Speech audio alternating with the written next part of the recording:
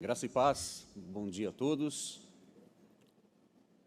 Vamos dar sequência, então, ao nosso estudo do livro de Atos. Então, estamos no capítulo 19, hoje vamos de 23 até 41.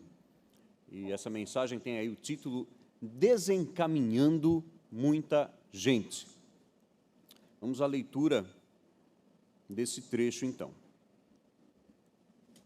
Por esse tempo houve grande alvoroço acerca do caminho, pois um ourives chamado Demétrio, que fazia de prata nichos de Diana e que dava muito lucro aos artífices, convocando-os juntamente com outros da mesma profissão, disse-lhes: Senhores, sabeis que deste ofício vem a nossa prosperidade, e estáis vendo e ouvindo que não só em Éfeso, mas em quase toda a Ásia, esse Paulo tem persuadido e desencaminhado muita gente, afirmando não serem deuses os que são feitos por mãos humanas. Não somente há o perigo de a nossa profissão cair em descrédito, como também o de o próprio templo da grande deusa Diana ser estimado em nada, e ser mesmo destruída a majestade daquela que toda a Ásia e o mundo adoram. Ouvindo isso, encheram-se de furor e clamavam: Grande é a Diana dos Efésios. Foi a cidade tomada de confusão, e todos a uma arremeteram para o teatro, arrebatando os macedônios Gaio e Aristarco, companheiros de Paulo. Querendo este apresentar-se ao povo, não lhe permitiram os discípulos. Também as iarcas, que eram amigos de Paulo, mandaram rogar-lhe que não se arriscasse indo ao teatro. Uns, pois, gritavam de uma forma, outros de outra, porque a assembleia caíra em confusão, e na sua maior parte nem sabiam por que motivo estavam reunidos. Então tiraram Alexandre dentre a multidão, impelindo os judeus para a frente. Este, acenando com a mão, queria falar ao povo. Quando, porém, reconheceram que ele era judeu, todos a uma voz gritaram por espaço de quase 2 horas: Grande é a Diana dos Efésios. O escrivão da cidade, tendo apaziguado o povo, disse: Senhores Efésios, quem, porventura, não sabe que a cidade de Éfeso é a guardiã do templo da grande Diana e da imagem que caiu de Júpiter? Ora, não podendo isso ser contraditado, convém que vos mantenhais calmos e nada façais precipitadamente, porque estes homens que aqui trouxeste não são sacrílegos, nem blasfemam contra a nossa deusa. Portanto, se Demétrio e os artífices que o acompanham têm alguma queixa contra alguém, há audiências e procônsules que se acusem uns aos outros. Mas, se alguma outra coisa pleiteais, será decidida em assembleia regular, porque também corremos perigo de que, por hoje, sejamos acusados de sedição, não havendo motivo algum que possamos alegar para justificar esse ajuntamento. E, havendo dito isso, dissolveu a assembleia. Amado Deus, muito obrigado, Senhor, pela Tua palavra, que o Senhor nos dê entendimento desse trecho de hoje, que seja um estudo que glorifique o Teu nome, Senhor, em nome de Jesus. Amém. Desencaminhando muita gente, é o que Paulo estava fazendo lá, desencaminhando muita gente. Que Deus nos dê a graça também de desencaminhar muita gente, né? Tem uma frase que eu gosto muito do C.S. Lewis, que eu uso para a vida, né? E para as viagens de carro também. Se você está no caminho errado, voltar atrás significa progresso. Uma bela frase. Se você está no caminho errado, voltar atrás significa progresso.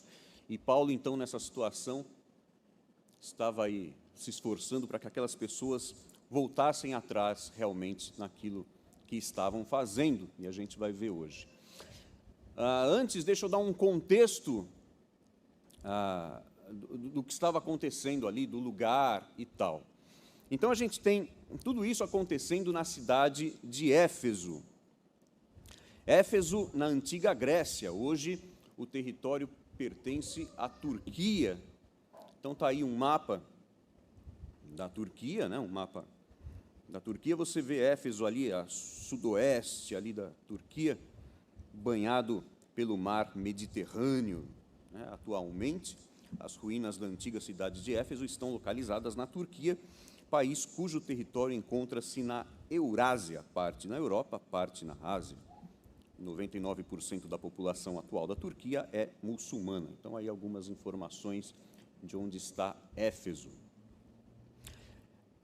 Era o principal centro comercial do Mediterrâneo. Era uma cidade bastante importante e era uma cidade multicultural e pluralista. É bom a gente perceber isso, porque é outro contexto, né? Não é aquela cultura judaica.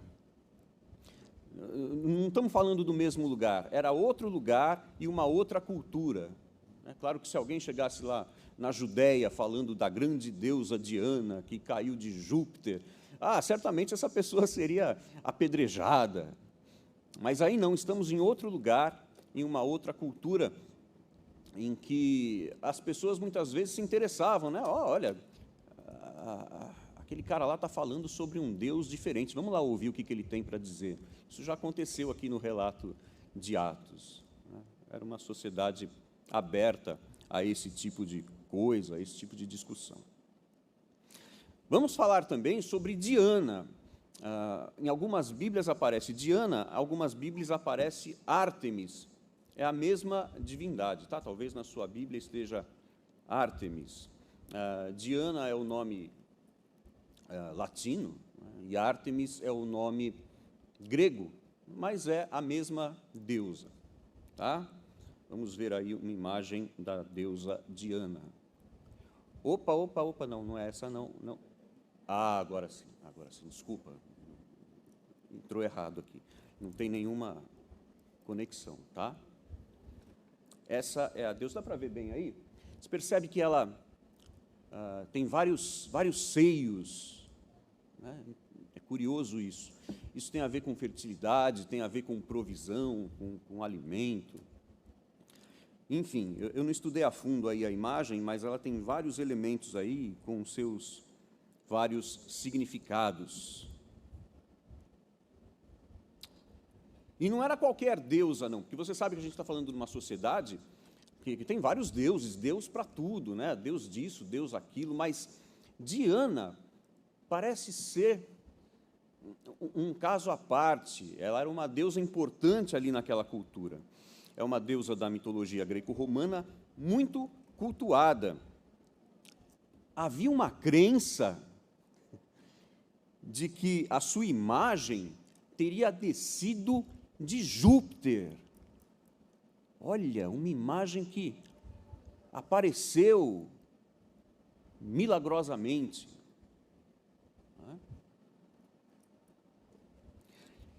Ela era chamada por muitos de a deusa virgem. Muito curioso também. Considerada a padroeira das mulheres grávidas. Também adorada como a deusa da caça. Enfim, era uma deusa bastante importante, bastante cultuada nessa época, nesse local. Vamos falar também um pouquinho sobre o templo de Diana, né? Um templo absolutamente maravilhoso, né? Um templo enorme. Temos aí o templo de... Opa, não, entrou foto errada, não tem... gente, nós somos protestantes, né? Se a gente não tirar uma casquinha com os romanos de vez em quando, vamos combinar, né? Aí um desenho do templo de Diana, Artemisa, absolutamente colossal, enorme, vários pilares. Vamos falar um pouquinho sobre esse templo. Para você ter uma ideia, o templo de Diana era considerado uma das 7 maravilhas do mundo antigo. Olha, o templo de Diana estava aí lado a lado com os jardins suspensos da Babilônia, estava lado a lado com as pirâmides do Egito. Olha a importância, a grandeza desse templo. Era o maior templo do mundo antigo e, durante muito tempo, o mais significativo feito da civilização grega. Não era pouca coisa, tá? Era composto por 127 colunas de mármore, com 20 metros de altura cada uma. Foi construído em cerca de 550 a.C., de mármore branco puro. Foi queimado por um fanático por volta de 365 a.C. e foi reconstruído depois por Alexandre o Grande. Aliás, dizem que ele foi queimado por um fanático no dia em que Alexandre o Grande nasceu. Olha que curioso, né? Alexandre o Grande estava nascendo, enquanto o templo pegava fogo, e mais tarde ele mesmo que iria reconstruir o templo com mais esplendor do que antes. Tinha 425 pés de comprimento por 220 de largura, as colunas 127 em número, eram 60 pés de altura, cada um deles o dom de um rei. Não faço a menor ideia do que isso signifique. E 36 deles enriquecidos com ornamento e cor.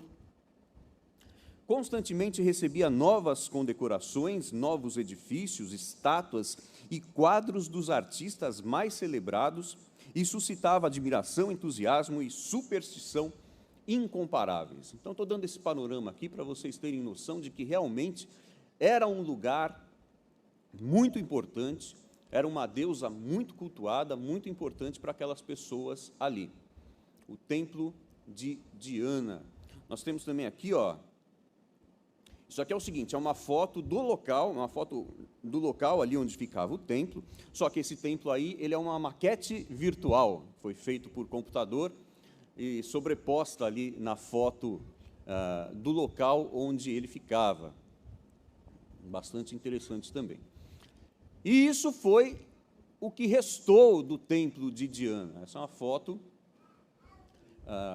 do local, uma foto real ali do local. Você vê que todos aqueles pilares, só sobrou um em pé. E mesmo assim, se você reparar direito, você vai ver que alguém lá, muito piedosamente, com muita boa vontade, colocou lá as partes para levantar o pilar de novo, que já deveria estar no chão. Mas ele foi erguido para que se tivesse lá uma noção da altura dos pilares do templo de Diana. Vamos então dar uma revisada aqui no texto, né? Vamos passar aí parte a parte para a gente poder fazer alguns comentários. Então, lá no versículo 23, que é o primeiro versículo da passagem de hoje, por esse tempo houve grande alvoroço acerca do caminho.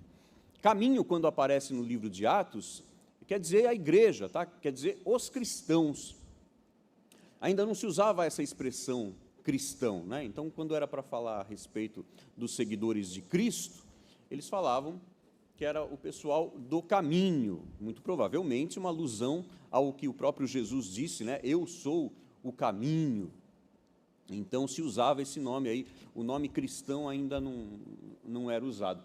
Quando começou a ser usado o nome cristão, vocês sabem que foi de uma forma pejorativa, né? Aquele lá, seguidor lá de Jesus, aquele lá é um cristão, sabe? Era uma forma jocosa, assim, de se falar dos crentes em Cristo. Dos crentes, né? Eu tenho isso muito vivo, assim, na minha memória de quando eu era criança, que geralmente o pessoal lá na escola, lá quando falava dos crentes, estava desdenhando, assim, sabe?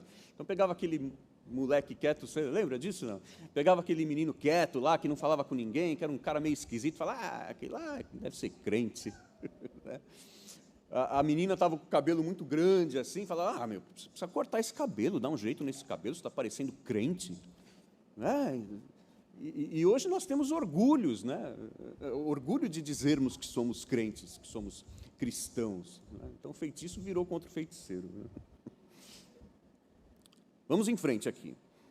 Pois um ourives chamado Demétrio, que fazia de prata nichos de Diana e que dava muito lucro aos artífices, é o seguinte, olha, nichos de Diana são miniaturas de prata, né? Eles também faziam miniaturas do templo, então era isso que acontecia ali.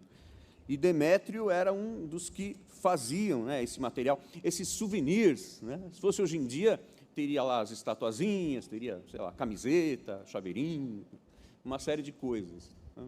Então, Demétrio fazia os nichos de Diana, que eram vendidos ali.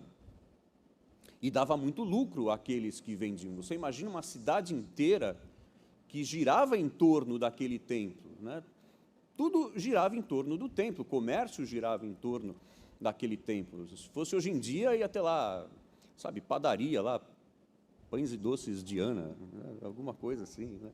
Casa de carnes Diana. Né? Toda a cidade vivia ali em função daquele templo, em função daquela deusa. Então, aí, olha, é a origem do alvoroço que aconteceu lá. Qual foi a origem? Esse Demétrio, que funcionou ali nessa ocasião mais ou menos como um líder sindical, o que ele fez? Ele convocou outros da mesma profissão e disse-lhes: senhores, sabeis que desse ofício vem a nossa prosperidade, e estáis vendo e ouvindo que não só em Éfeso, mas em quase toda a Ásia, esse Paulo tem persuadido e desencaminhado muita gente, afirmando, olha só o que Paulo afirmava, afirmando não serem deuses os que são feitos por mãos humanas. Então, olha, esse é parte do discurso de Paulo, é parte daquilo que Paulo estava falando para aquelas pessoas. O nosso foco tem que ser a pregação da luz, do Evangelho, mas em algumas situações, a gente precisa apontar o erro também. Onde que está o erro nisso aqui que eu estou fazendo? Paulo dizia, olha, isso aí que vocês fazem com as próprias mãos, isso não é Deus. Deuses não são feitos por mãos humanas. Isso é tão óbvio, não é verdade? Você vai construir algo com as suas próprias mãos para aquilo abençoar você de alguma forma, é meio ridículo assim pensar esse tipo de coisa. E Paulo dizia isso baseado na palavra de Deus. Se você vê lá em Êxodo 20, ali os primeiros mandamentos dos 10, você tem ali, ó, não terás outros deuses diante de mim, não farás para ti imagem de escultura, nem semelhança alguma do que há em cima nos céus, nem embaixo na terra, nem nas águas, nem debaixo da terra, nem em Júpiter, não é? Não as adorarás, nem lhes darás culto. Então, Paulo tinha base para dizer que deuses não são feitos por mãos humanas. Mas aquele povo ali de Éfeso, em sua maioria, não conhecia as Escrituras. A gente vai voltar nesse assunto daqui a pouco. Eles não conheciam. Bom, aí Demétrio continua, né? Não somente há o perigo da nossa profissão cair em descrédito, como também o de o próprio templo da grande deusa Diana ser estimado em nada e ser mesmo destruída a majestade daquela que toda a Ásia e o mundo adoram. Fica claro aí qual que era a preocupação de Demétrio, né? Ele não estava preocupado com a vida espiritual dos adoradores da deusa, né? Então, puxa, como que vai ser? Como é que esse cara vem aqui ofender a nossa deusa? Quando alguém ofende a Cristo, a gente não fica chateado, né? Às vezes no serviço, na escola, na internet, a gente vê pessoas que ofendem a Cristo, e aquilo dói em nós cristãos. Agora, Demétrio está preocupado com o quê? Está preocupado com a nossa profissão, está preocupado com o lucro dele. Essa é a preocupação de Demétrio e dos outros também, porque, olha, ouvindo isso, encheram-se de furor e clamavam, grande é a Diana dos Efésios. Foi a cidade tomada de confusão, todos a uma arremeteram para o teatro.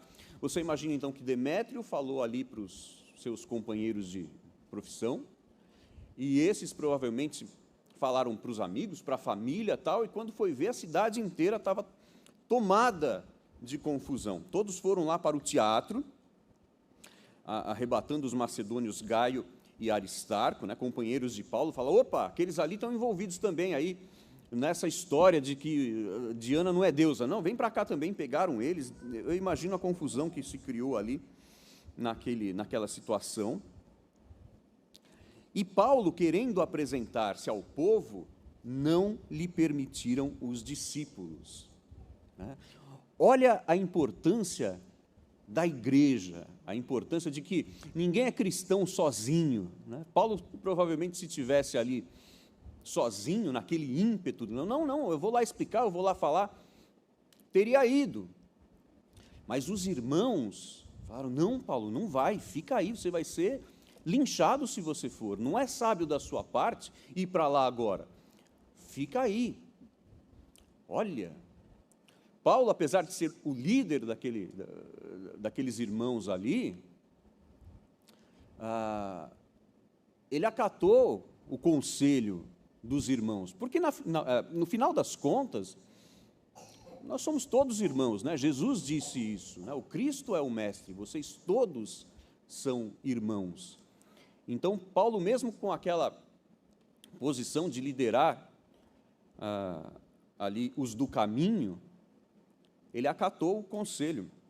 Também as hierarcas, que eram amigos de Paulo, mandaram rogar-lhe que não se arriscasse indo ao teatro.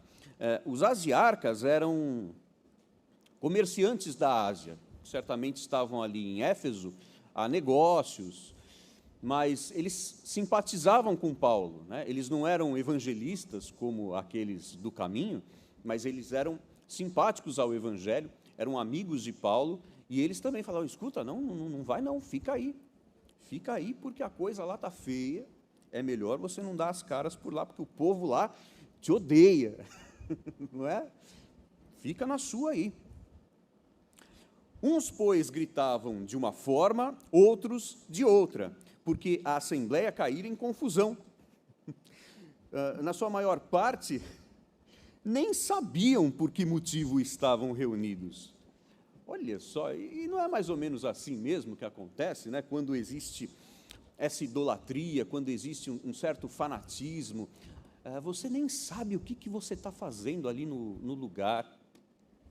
Há uma semana ou duas atrás, teve uma confusão num estádio de futebol no México. Vocês acompanharam isso, não? Centenas de pessoas ficaram feridas, né, e muitos morreram. Eu não sei qual foi a origem ali da confusão, mas quando foi ver, estava todo mundo se batendo. Estava todo mundo se agredindo. E eu creio que muitos ali não sabiam nem por que estavam batendo, e não sabiam por que estavam apanhando, de quem estavam apanhando. O fato é que uma histeria coletiva se criou e a coisa saiu do controle, né? E virou o caos.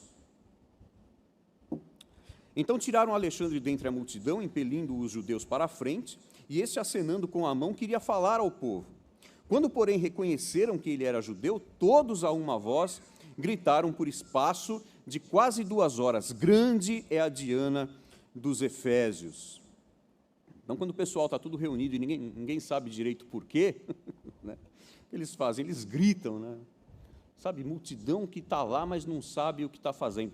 Vocês lembram lá no 2016, quando começaram, quando começou a polarização e começou a ter passeatas, tanto de um lado como de outro, e todo mundo ali gritando e tal. E tinha um pessoal da internet que ia lá, os youtubers lá, falavam para confrontar os caras, né? Falavam, escuta, você tá aqui por quê? Né? Qual que é a sua reivindicação? E as pessoas, ninguém sabia responder direito. Eu lembro que teve um cristão que fez isso também na Marcha para Jesus, estava todo mundo lá chorando, todo mundo emocionado, e o cara ia lá fazer perguntas. Vocês lembram disso, não?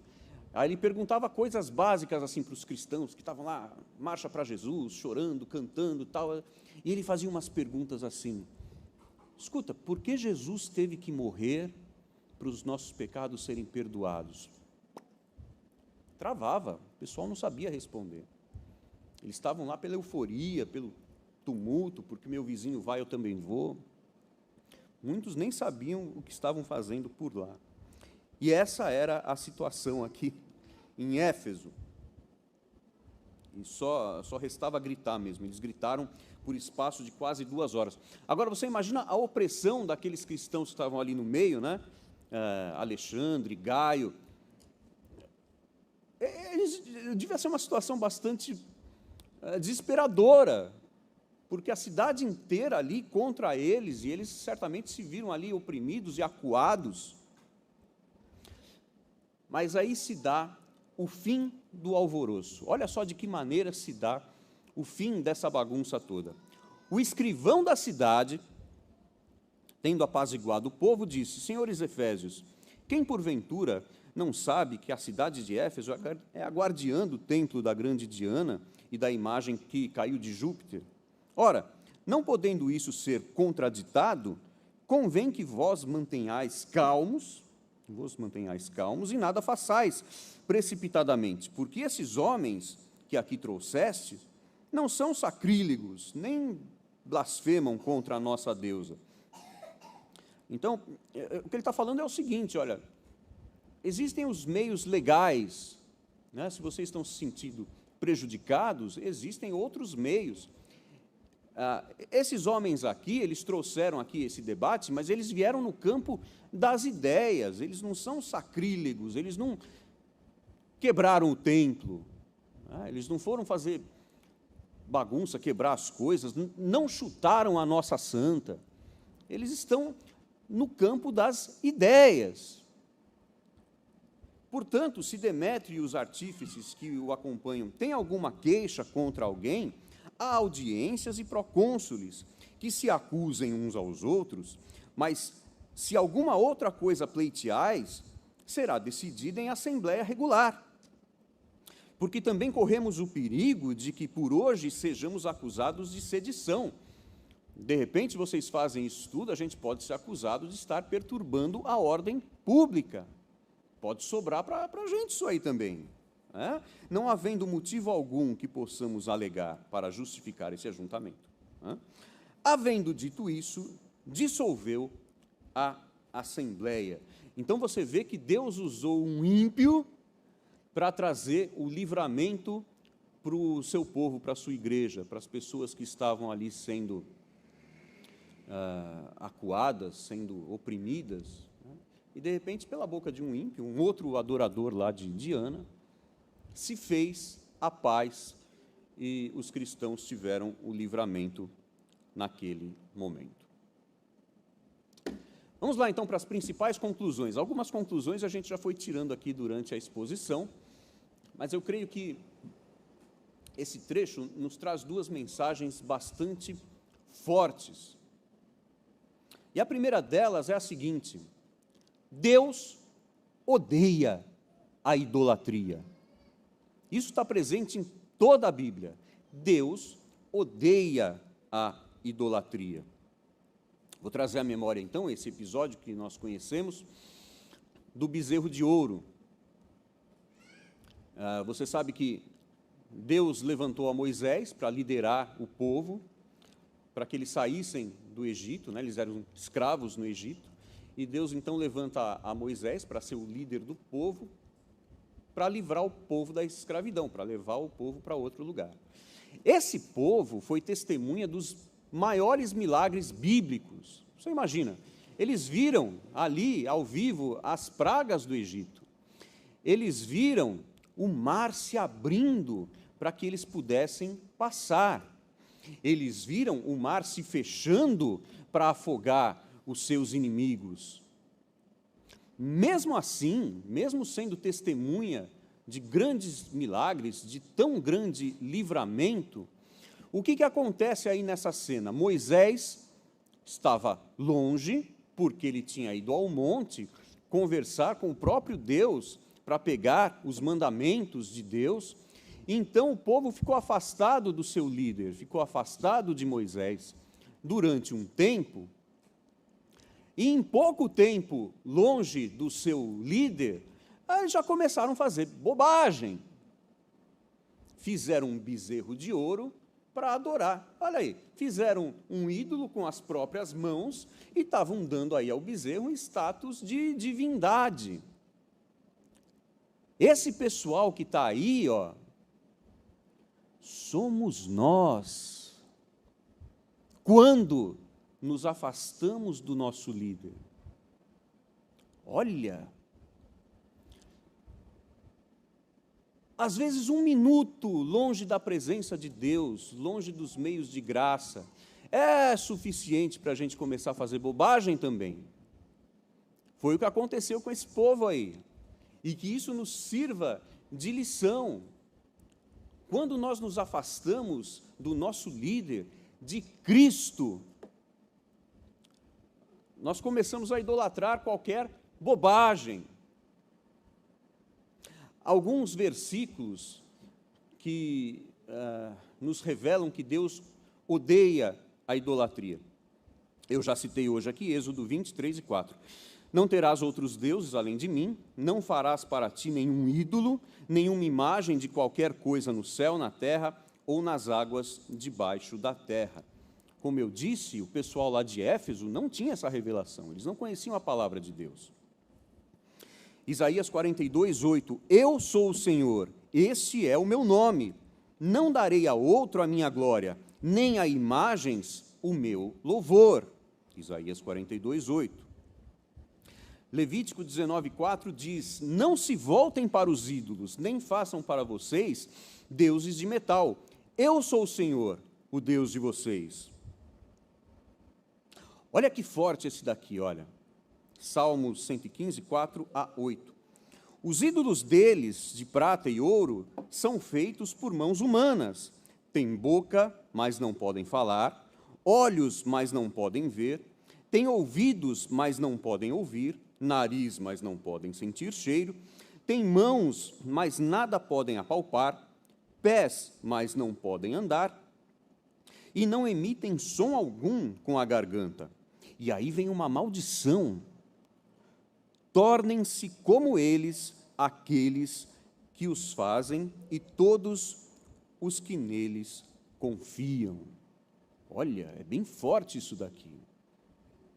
Né? Traz uma maldição aos idólatras. Deus odeia a idolatria. Aqueles de Éfeso não tinham acesso a essas passagens que a gente leu aqui agora. Eles não conheciam a palavra de Deus. Muito pior são os que hoje conhecem a palavra de Deus e caem nesse erro. Alguns que se dizem, não, nós criamos a Bíblia. Vocês ficam falando da Bíblia, mas fomos nós que a criamos. E não prestou atenção nessas partes que fala sobre a idolatria de ídolos? É muito mais sério isso, é muito mais grave do que isso. Aí nós, hein? É legal falar dos outros, né? Mas e a gente? Será que nós não somos idólatras em algum grau também? Olha, aí tem alguns poucos exemplos. Temos ali os dois candidatos e a gente observa, tanto de um lado quanto do outro, idolatria. Eles acham que esses dois caras vão resolver tudo. E põem a sua fé e as suas emoções e a sua ira em função dessas duas pessoas. Ô, Nil, é errado eu ter uma posição política, eu me posicionar, eu escolher um candidato? Claro que não, eu mesmo já escolhi o meu ali. Não é? Eu mesmo já escolhi o meu, você deve ter escolhido o seu também. Agora, se o meu candidato ganhar, eu tenho plena convicção de que ele não vai resolver todos os problemas. Não vai. Ao mesmo tempo, eu sei que se o outro candidato ganhar, eu também não vou ficar desesperado. A minha confiança não está em nenhum desses dois. A minha confiança está naquele que fez os céus e a terra. Amém? A nossa confiança tem que estar em Deus. Todas as coisas cooperam para o bem daquele que ama a Deus. E essa é a minha esperança. De uma forma ou de outra, eu sei que Deus é comigo, que Deus nos guarda do mal. Futebol está ali logo embaixo, né? Eu já comentei aqui sobre o que aconteceu lá no México, e gente que é idólatra. Dependendo do resultado de hoje, o que acontecer lá no jogo, é o que vai determinar o meu bom humor aí durante o resto da semana. Gente que briga, que morre, que mata por causa de futebol, isso é um ídolo. Gente que quebra o pau com o vizinho por causa de futebol, estou falando de cristão. Nunca falou de Cristo para o vizinho, mas na hora do futebol, não é isso, não. É errado eu gostar de esporte? É errado eu escolher um time, torcer? Não é errado. Mas vamos com calma. Rede social, é errado eu ter rede social? Ali Instagram, Facebook, Twitter. Não é errado, todo mundo tem rede social, o cristão deve ter rede social também, deve inclusive expressar a sua fé através delas. Estou falando para mim, tá? Falando para você, estou falando para mim também. Quantas horas a gente perde na rede social e quantas horas a gente fica lendo a Bíblia? Clássica essa pergunta, né? É clássica, e a resposta também é óbvia, né? A gente pega a Bíblia para ler de noite, lê um capítulo, 2 e já pega no sono. Assim? Mas na rede social não, a rede social é mais interativa e tal. A gente fica horas e não percebe. Coloquei a Netflix lá em cima também. Pessoal, antigamente tinha 3 novelas, né? Novela das 6, novela das 7, novela das 8. Então a pessoa ficava 3 horas na frente da televisão vendo novela, o que já é um absurdo, né? Já é 3 horas na frente da televisão vendo novela. Agora no Netflix não, você tem todos os episódios de uma vez. Tem gente que enquanto não vê o último episódio não desgruda. E depois começa outro, e depois começa outro. Olha quanto tempo que a gente perde com isso. É errado a gente gostar de novela, gostar de filme, gostar de série? Claro que não. Isso tudo com moderação, né? Tem gente que põe a sua esperança na loteria. Loteria. É errado você fazer um joguinho de vez em quando, uma fezinha? Você não é crente não, hein? Você não é crente não. Pornografia.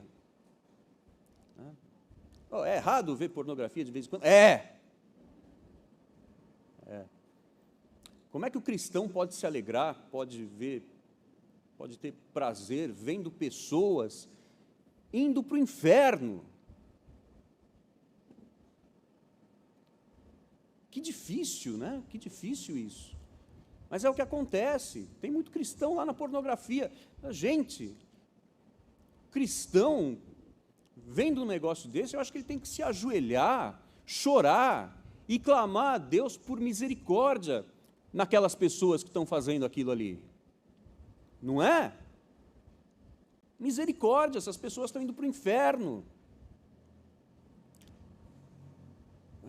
Vamos para frente. Deus odeia a idolatria, tá? Agora, nada disso que eu estou falando aqui, a respeito aqui do que a gente deve fazer, do que a gente não deve fazer, isso não é pregação do Evangelho, tá? Você foi na igreja hoje cedo? Fui. O que você aprendeu lá? Aprendi o Evangelho. E o que é? Não, está dizendo que eu não devo idolatrar político, que eu não devo ficar muito tempo na televisão, que eu devo ler mais a Bíblia. Isso não é Evangelho. Isso é pregar comportamento. A segunda principal conclusão é que o Evangelho liberta. O Evangelho liberta da idolatria, ele liberta de tudo aquilo ali. Mas o que é o Evangelho? É você vir aqui e falar, olha, o Evangelho é o seguinte, né? Deus é bom, glória a Deus, mas você não pode fazer isso, você tem que fazer aquilo outro. Tem gente que acaba a pregação aqui, tá? Então tá bom, você sabe o que você tem que fazer, o que convém você fazer, o que não convém. Amém, vamos todos embora, bom almoço a todos. Não, isso não é o Evangelho. O Evangelho que realmente liberta é aquele que Paulo pregou em Éfeso, em que as pessoas voluntariamente se livraram da idolatria.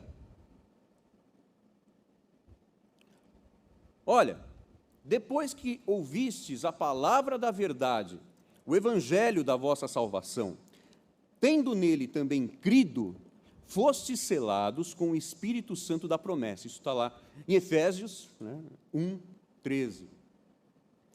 Vamos destrinchar isso aí, vamos sistematizar isso para a gente ver o que isso está dizendo para nós com a palavra, tá? Depois que ouvistes a palavra da verdade, o evangelho da vossa salvação. Ora, o que é a palavra da verdade? O que é o evangelho da vossa salvação? Eu acho que um excelente resumo a gente tem ali em Romanos 3, 20 e 25, carta de Paulo aos Romanos. Provavelmente era essa mensagem que ele levava aos Efésios. Provavelmente essa mensagem é que libertou o povo da idolatria, que trouxe o povo para Cristo, que salvou a alma de muita gente. Olha o que Paulo dizia: ninguém será justificado diante dele, diante de Deus, por obras da lei. Ninguém será justificado diante dele por obras da lei, em razão de que pela lei vem o pleno conhecimento do pecado. Para que serve a lei? Você já tentou cumprir a lei? Se você sinceramente já tentou cumprir a lei de Deus e andar no caminho de Deus sem se desviar nem para a esquerda e nem para a direita, certamente você ficou sabendo do seu pecado. A lei traz o pleno conhecimento do pecado, porque você se sentiu incapaz.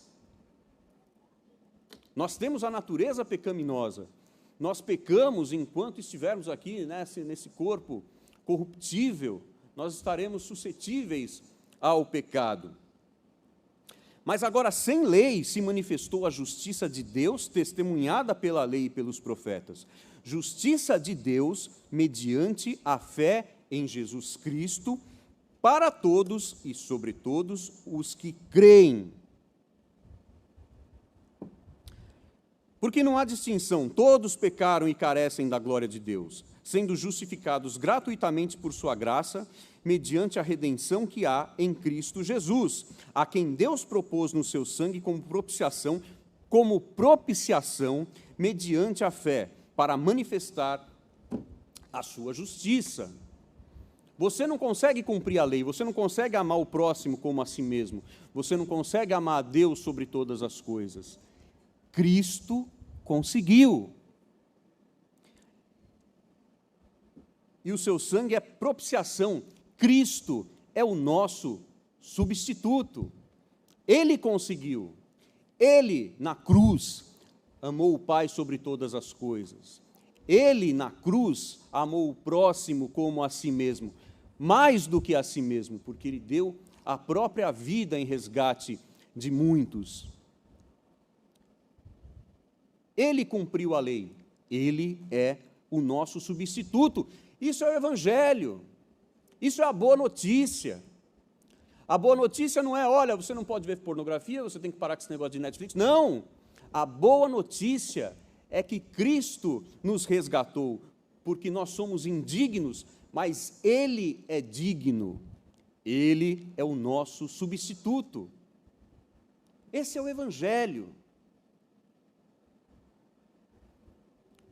Então, olha, voltando lá em Efésios 1,13, depois que ouvistes a palavra da verdade, o evangelho da vossa salvação, não por aquilo que você é, mas pelo que Cristo fez, pelo que Cristo é, você creu nisso, então você é selado com o Santo Espírito da promessa. Esse é o selo do Espírito, tá?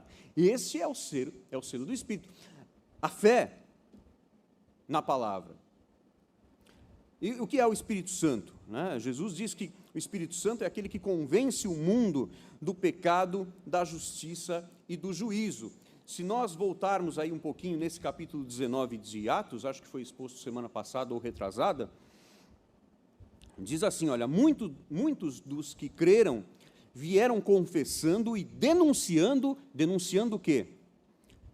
Publicamente, as suas próprias obras, convencimento do pecado. É isso que faz o Espírito Santo.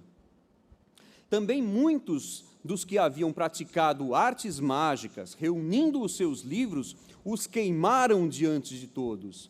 Então, a pregação tem que ser a pregação da atitude? Não, tem que ser a pregação do Evangelho. Porque quando o Evangelho é pregado e, de fato, o Espírito Santo vem habitar no crente, as atitudes mudam. A atitude não é um fim em si mesma, a atitude é a consequência daquele que foi regenerado pelo Evangelho. Olha, é o contrário. Assim a palavra do Senhor crescia e prevalecia poderosamente. Claro, a palavra do Senhor não é o Evangelho de comportamento. Esse aí prevalece um tempinho, daqui a pouco a pessoa vai embora. Isso não transforma as pessoas. O que transforma o ser humano é a pregação do Evangelho. Foi assim que Paulo desencaminhou muita gente ali em Éfeso. Foi assim que Paulo tirou muitos da idolatria, através da pregação do Evangelho. Que Deus nos capacite, que a gente possa falar do Evangelho para a nossa família, para os nossos vizinhos, que a gente entenda o Evangelho de fato, o que é o Evangelho de fato, para que a gente possa entender, para que a gente possa cumprir a nossa vocação deixada por Cristo de ir e pregar o Evangelho a toda criatura. Amado Deus, muito obrigado, Senhor, muito obrigado por essa palavra, muito obrigado porque o Senhor providenciou a Cristo, que é o nosso substituto. Cristo, aquele que nos salva, aquele que nos livra do mau caminho, aquele que nos desencaminha e traz para o caminho, que é Ele próprio. É em nome dele que nós oramos. Amém.